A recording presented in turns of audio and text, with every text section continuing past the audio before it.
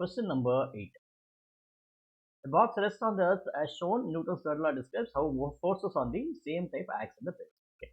What do you mean by Newton's third law? Newton's third law tells you, LM3 tells you, action and reaction are equivalent opposite.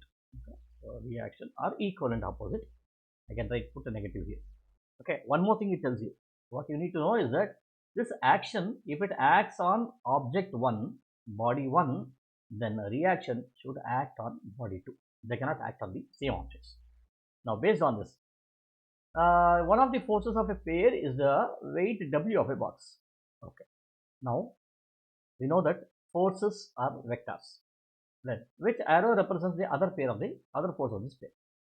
Now, since force is a vector, now you see if W is a vector, then if this force acts downwards, then there should be one force which is acting upwards.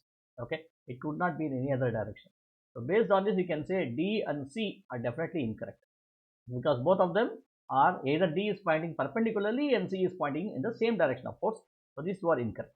It should either be B or A. Now we need to decide which one is the right answer.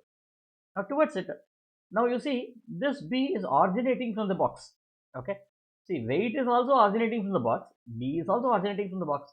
So what did I say? It says that if the weight started from B1, if this I take it as B1 and this I take it as B2, then if this force, if action started from here, reaction should start from here. So on this basis, definitely B is also incorrect. A should be the right answer. Thus, A is the right answer.